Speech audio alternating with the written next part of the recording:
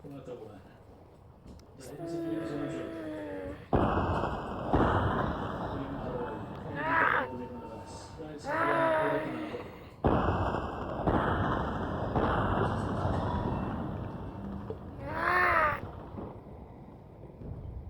Nagdala kayo sa proyekto. Nang isang maliit na pamilya. Ang pagtitipon nito ay inayos mismo immortal na. At ipunog siya, pinatay niya si Senyorito Nahong. Lola. Shushuya. Maligtas pa siya. Kumatawa. Huling araw ay makikita ko ang huling malakas. Dahil sa hindi lang magpulot na ako.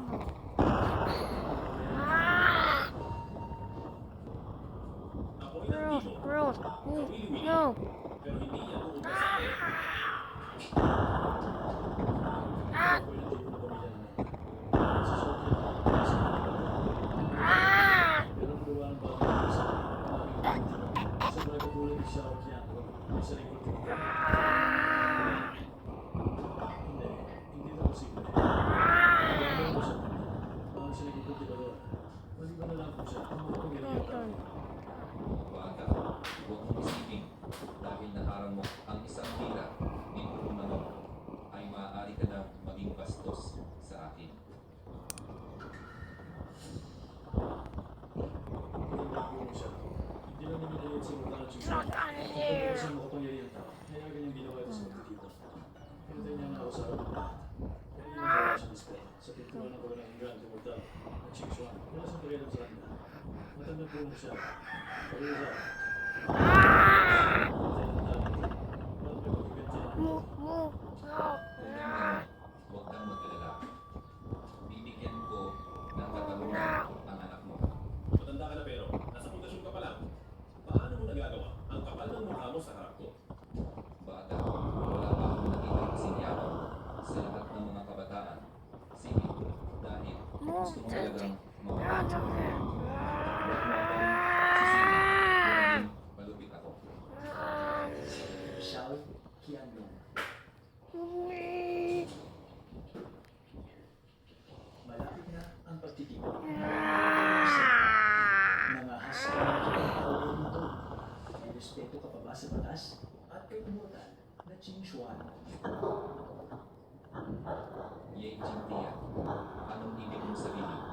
Ang taong ito, sa pagtitigil sa harap ng muda, ito ay isang malalang kasalanan bilang punong elder ng sekta. Balak mo ba siyang protektahan? Alam mo ba pala na ako ang punong elder dito?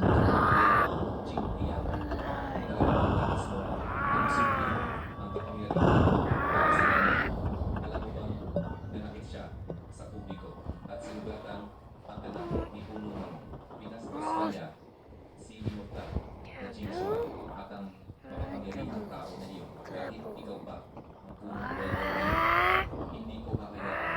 Protektahan mo siya. Jobay, totoo ba ang sabi ni Elder Shah? Siyempre totoo ito. Lahat ng tao ko ay saksi. Ang sasabihin sa mga tao, Chingxuan. Makapangyarihan tao. Natulog siya sa pagtitipon nito. At sinaktan ang aking ama.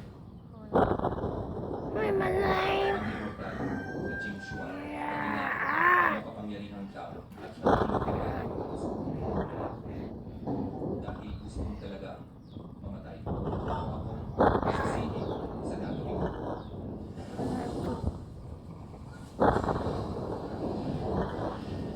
Sa ilalim ng langit. Xiao Qianlong. Nagawa niya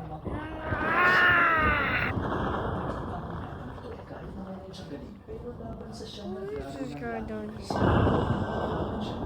Ay, pa rin mo. Siyang nagdragon ng langit ang feeling na iyan sa iyong mga kamay. This is Ay your nasasayang lamang. journey. Mamatay ka na. Sige. Ngayong araw ay ipapakita ko sa iyo ang tunay na siyang nagdragon ng langit. Sandali lang.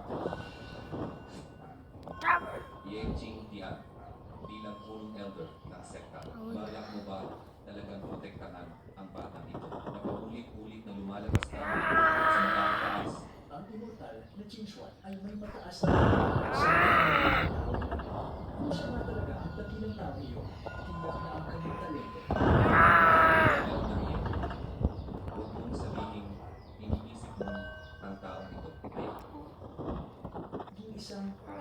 sa pangalan ng pintuan at walang hanggan tulad ng pamilya Lee at pamilya Xiao. You want to wear. Hindi ko akalain si Bibi na sa pamilya niya. Si Binibining Lee ay may ikatlong antas ng ang likas na galing ng Diyos niya ay mas matindi kaysa kay at Tumakas pa ang mga Miss. Dahil walang reklamo, si Puno bata, maglalakas loob ka bang subukan ito? Sana pagpasok mo doon ay manatili kang buhay. Joe, ay, ang lahat ng ito ay kasalanan ng Diyos. Sunod na ba ang pag-abusan? Akala mo ba talaga ipiligtas ka ni Lord Chintian?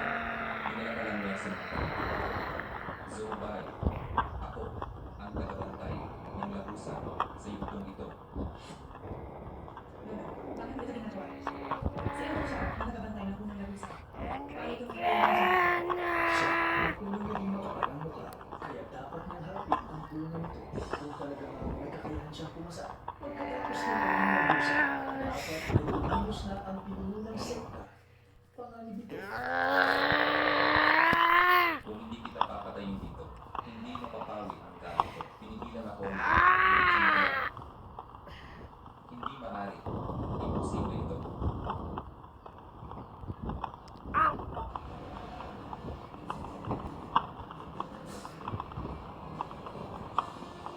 Paano mo makaharangan ang siyam na dragon ng langit?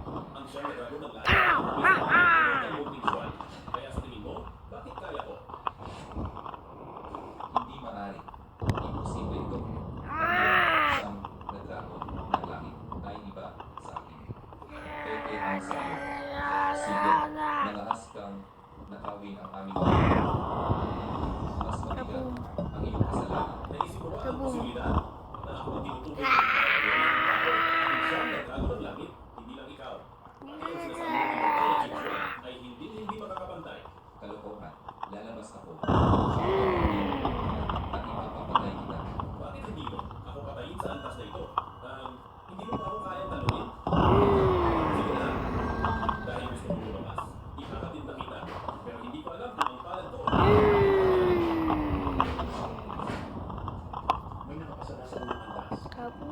Kata. Hindi lang ito pagpasa. Tinalo niya ang tagabantay ng labusan at tinuro ito ng Lord. Sino ang tayo nito?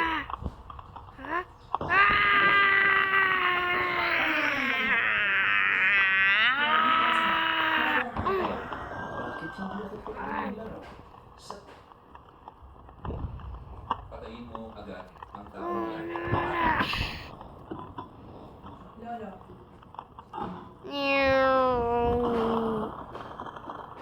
Napakalakas niyo, Mr. Pai. Yung Chintian, binawal niya ang ating sikretong siyam na dragon. Kung natatandaan mo pa, patayin mo agad ang taong yan. Ano? Nagnakaw ng sining? Sorry pa. Pinaghirapan mo kami lahat. siyang naglaban ng lahat. Sumbo Hindi ba maabot ng ordinaryong tao? Posible kaya? Ito siya talaga ang makapangyarihang tao. Elder siya, huwag kang mag-alala. Susubukan ko siya ngayon. Dahil sa ikalawang mundo, ako ang pinag-alala.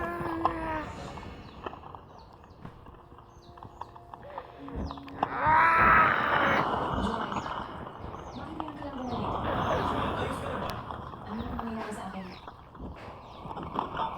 Uy.